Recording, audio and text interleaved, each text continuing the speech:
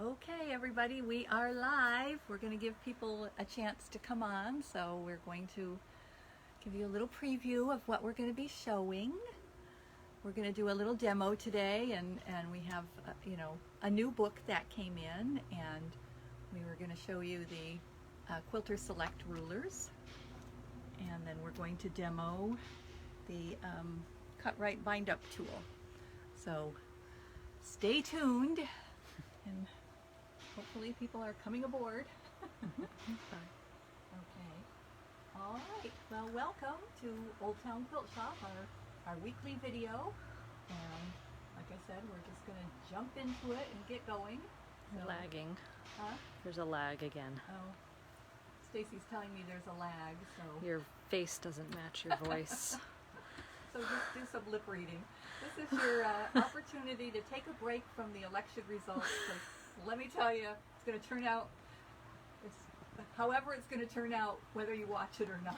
Are you on? So. You're not on. I'm not on. Hold on. Oh. Hold on. Operator error. All right. Okay. Try again. All right. It was a little operator error there. We had no sound because...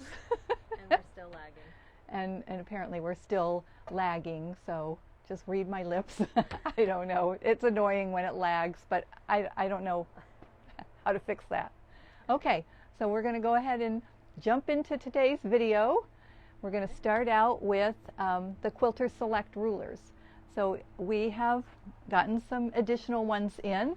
So we have different sizes, the 6.5 inch square, the 8.5 inch square, the 6 by 12, the smaller squares, 2.5, 3.5, and I think the other is 4.5. Okay, and then of course the long one, the 6 by 24. And then we also have an 18 by 18 ruler. So these come in so handy when you are squaring up your quilts, or you're going to put your binding on and you need to trim your quilt. This is fabulous. And what we're going to show you is why these particular ones are so fabulous. You know, as you know, we love the Creative Grids ones, but these are, even better, and especially for these squaring up ones, because here's why. They don't move at all. Once you put them on the fabric, they don't move. They're on there, okay? So that's why we love them for squaring up. Beginning people. Especially, beginners, actually all of us, because because any of us can slip on these rulers. And the other thing that we're going to show you is the olipfa. And if you've been in the shop and you've seen us cutting, I'm going to get out our other, maybe I'm not. Okay.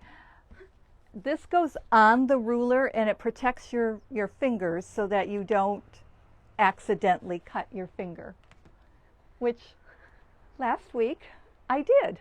I have been quilting, well, it's all healed, but I've been quilting for like 20 years. I've never, ever cut my finger prior to this.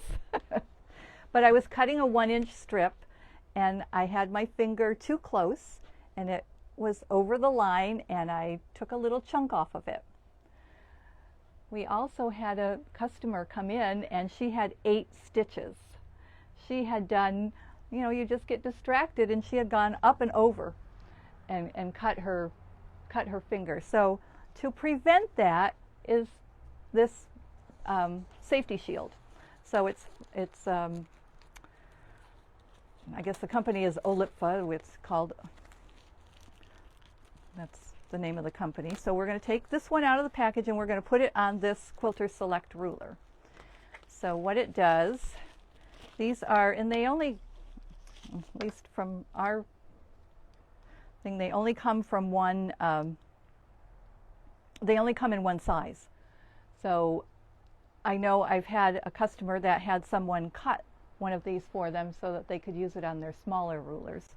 So it has a sticky tape on it that you peel off and you put on the ruler.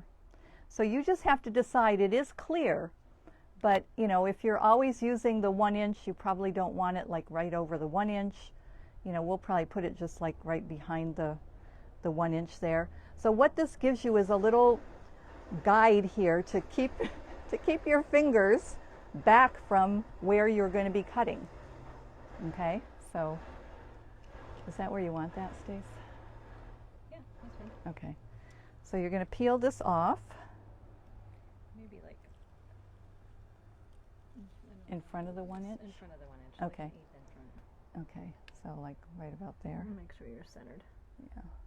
So make sure they know this is a 22 inch. Yeah, so the ruler itself is 22 inch and the shield itself is 22 inches and the ruler is 24. So we're going to just kind of line it up here and press it down. And you can see that it's clear. You can still see through it, but now my finger is not going to lose a bit of skin there or have to go to the emergency room. Let me tell you, these on your fingers, they bleed a lot. And it was bleeding and bleeding and bleeding and bleeding, and I kept wondering, I couldn't remember from when I worked at the hospital, how soaked does something have to be in order to be biohazardous waste? So anyway, I didn't wind up having to get stitches, but this is what this does. So I don't know how well you can see it on the camera. Yeah. Yeah. So it's, you know, it's a shield, and it keeps your fingers safe back here. Okay. So then you can see on this is not moving anywhere. All right. So once you set this down for your cut, it stays there, and you don't have to press near as hard, you know, as you did, you know, as you would have had to previously. So the Quilter Select, you know, they're a little more than the Creative Grids rulers. They're a little pricier, but you know, if you want, especially like the square up, or for beginners, I highly recommend this to do your, and you know, all your initial cutting. If this is, you know, if you use a 24-inch ruler, this is what I would use with the guard, and that way you're safe. Okay, so were there any comments on that? Any? Okay, so that's the Quilter Select, and we do have a wide variety of those rulers. And you know, if we don't have a size that you would like, and they do make it, we are happy to order it for you. So they're on our website and of course here in the store. Okay, and then the other thing we got in this week was this book called Tabletastic. So it's a book of table runners, and you know, we're looking at these thinking they're very cute. This would be great to just do, probably no one's going to want that on their table, but think under your machine what a cute mat this would make. And then this one, because it's kind of modern, we all kind of like that here. But anyway, table runners make great gifts, so this is a great book for that. And they show each one in 2 colorways. And they do show them all in 2 colorways. This book is $12, so you get, I don't know how many patterns there are, but there's 20 patterns for $12. And remember, books are 30% off always. So online you need to key in BOOK30 to get the 30% off. And this one is already spiral bound, so it's very, you know, very easy to have it out and see what you're doing. So it's a great little book. So this came in this week. We didn't get any new fabric this week, so that's that's the reason why we're doing this. Now, one of the other things I wanted to show you, and I know Stacy posted this on Facebook, but not everybody sees them. One of our wonderful out-of-town customers ordered the washi tape quilt, and then she sent us a little thank you card, and she used washi tape and made the card and sent it to us. It is so cute. So the quilt, so look, that quilt could be done in any fabric, and look at how it is so cute. And you know, I just want to say to really all of our customers, we have had wonderful feedback from people. I mean, people are people are wonderful. They write us thank yous, or they call us and thank us, or they email us and you know, have some positive little thing to say to us, and we really love that. We really appreciate it. So it's been fabulous being in the magazine, and just fabulous having the website and being able to reach out to more people. Okay, so now we're going to do a little demo. Okay, so what we're going to demo is called the Cut Rite Bind Up tool. Now, what we've demoed in the past, what I demoed not too long ago, was the folded corner clipper, and that allows you to put your strips together for your binding. So that, you know, lets you join all those strips together as one long piece, and then you sew it onto your quilt. So then after you've sewn it onto your quilt and you get to the end, you have to join those two end pieces. And this is where I struggled when I first started quilting, because it's not like you finish a quilt every day. So in between, I would forget how to bind, you know, finish the binding. And I had the Fons and Porter beginning quilting book, and it actually would flop open to that page because that was the page that I went to all the time, because I could not figure out how to do it. You know, you have to fold one this way and fold one that way, and I don't know, there's another method where you cut a piece off and you measure. I could never remember any of that. So there was when I lived in San Diego, there was a shop called Quilter's Paradise, and they had developed this particular tool. And I saw them, you know, in their shop demo it, and I fell in love, because look, left and right. And I understand left and right. So I was able to do my bindings, and it comes with a, you know, fabulous instructions. So it's step-by-step instructions, and this tool is $9.95, and it's worth its weight in gold. But anyway, it does have, like I said, fabulous step-by-step instructions, and I'm going to go through that with you. Okay, so what you have done is you have sewn your binding on to the back of your quilt, or the front, you know, depending on whether you hand sew it on at the end or you machine sew it. So anyway, so the same way you would end for any other method, you're going to leave yourself a gap, and because this is small, we don't get a real big gap here, but you're going to leave yourself usually 10 or 12 inches here. And you've got these, you know, you've got these two ends, you know, where you started and then where you ended. So just like any other time, you're going to bring those two together. You're going to fold. So you're going to take your left one and fold it over, you know, about, you know, midway between them. And then you're going to take the other side and do the same thing. So you're going to fold them till they meet, and usually I just leave maybe just a tiny little gap, because we're going to press that. So you're going to, so up till now, this is probably the same as any other method you've ever done. And I'm just going to give this a little, maybe we should do it over here. Mm-hmm. Let's not do it on the board and warp it. That. Okay, so let's get these back on there and just give it a little press. Okay.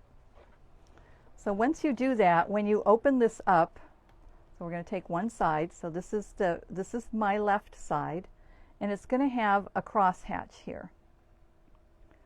Sort of. And you can't always see it.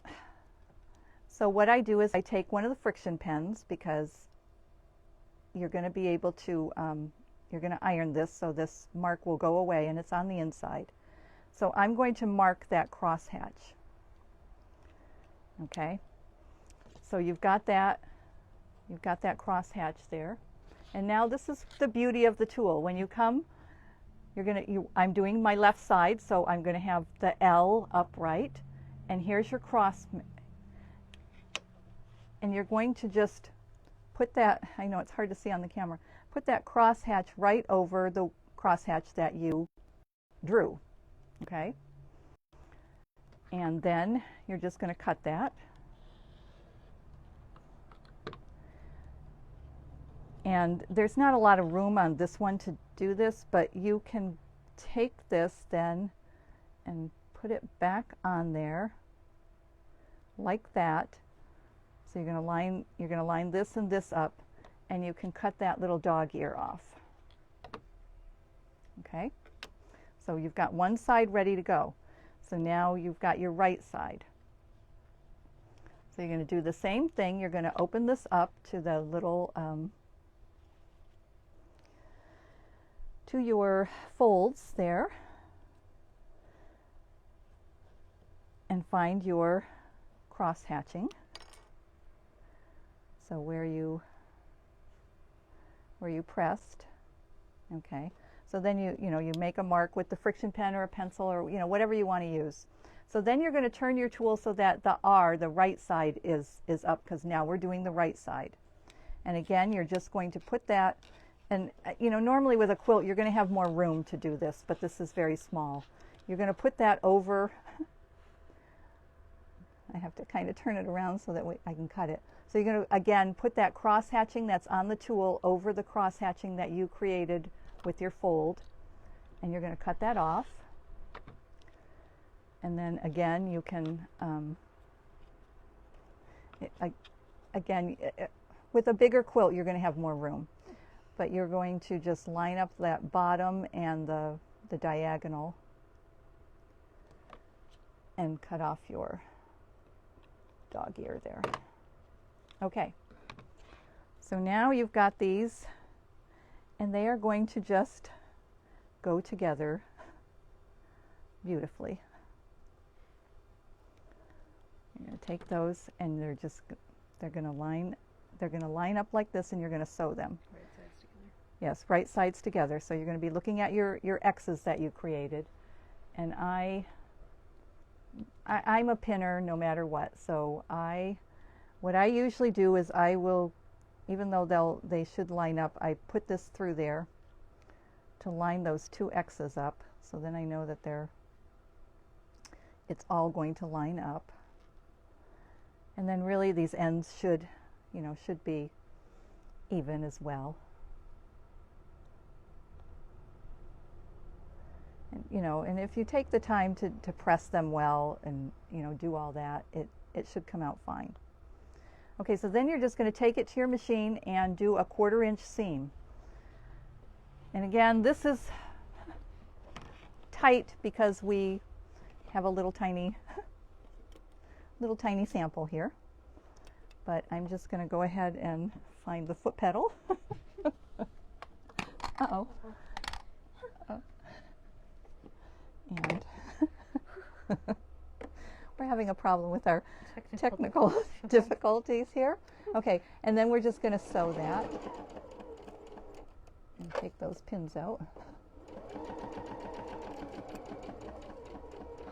If you've never sewn standing up, it's kind of hard, and this one may not come out exactly perfect because I moved it. But normally it's going to come out. Okay, so here's your piece, and you can see that there it is.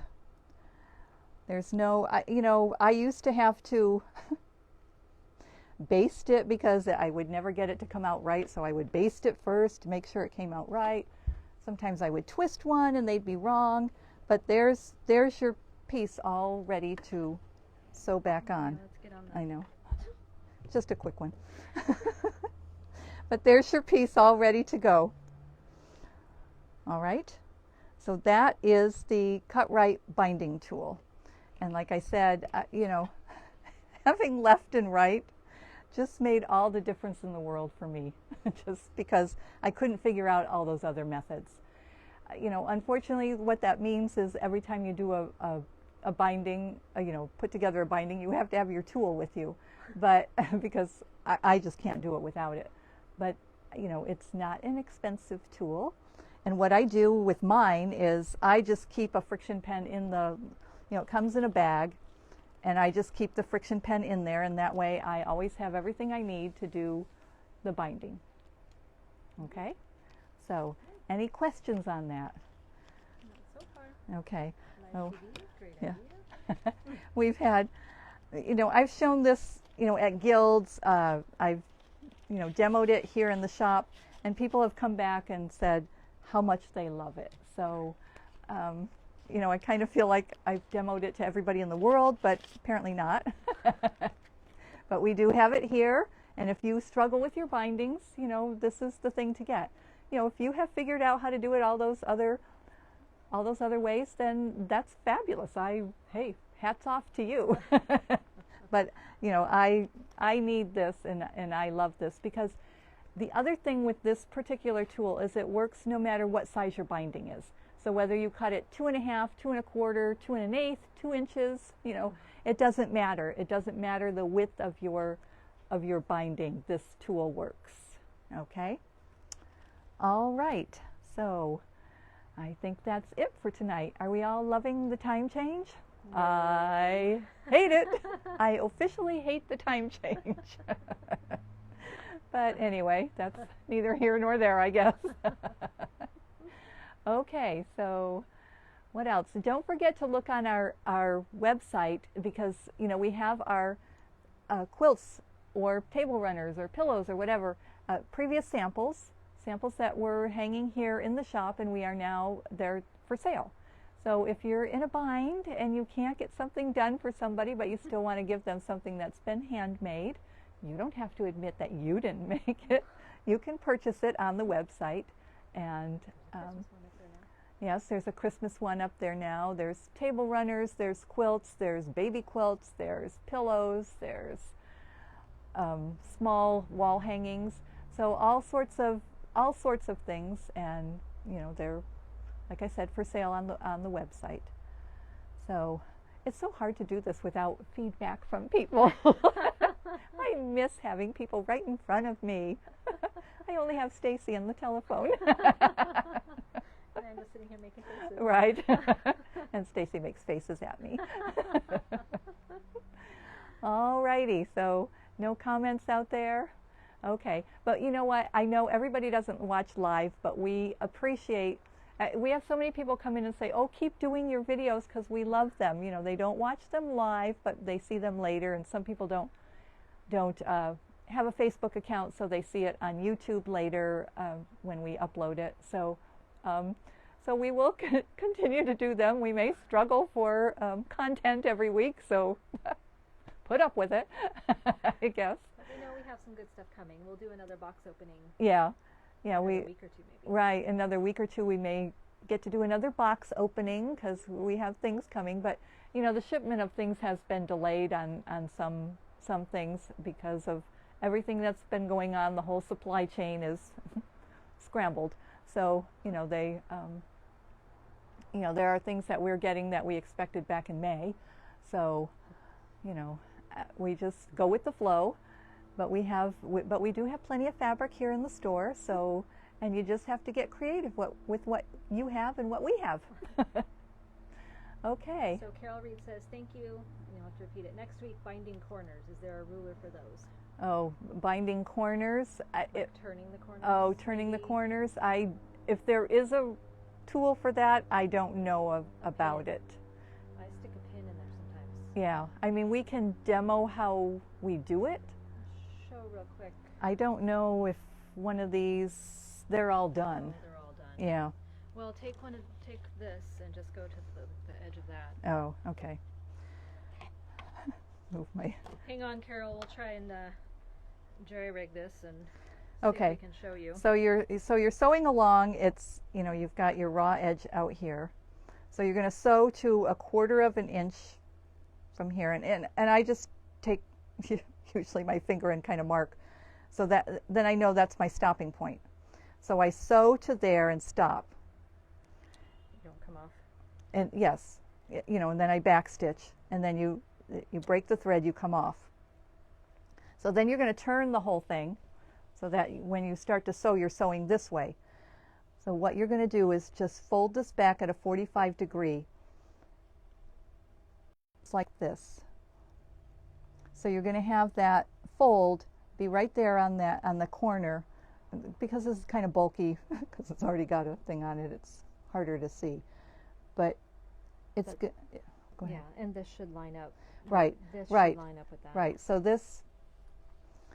So this part of this should be lining up with the raw edge of the rest of your quilt.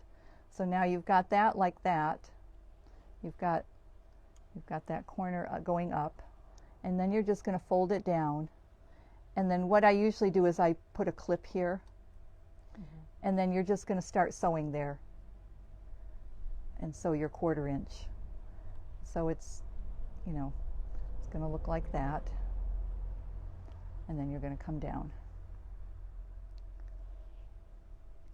So I don't know of a tool to do that. You can also stick a pin, like I've stuck, open it up a little, a pin there to make sure that you've got it, you know, you're not sticking it in, you're just kind of putting it there so you've got kind of a straight edge to. Right, yeah, and sometimes I use my stiletto. I was going to say my pokey thing.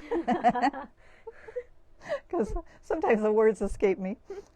Luckily, I know what word you're looking for. But anyway, that's basically it. So, you know, you're gonna come, you know, you're gonna sew to the edge, and then you're gonna be over here and folding it back. So I don't know. I don't know if that made enough sense, but one other thing I want to point out on the bind up tool and on the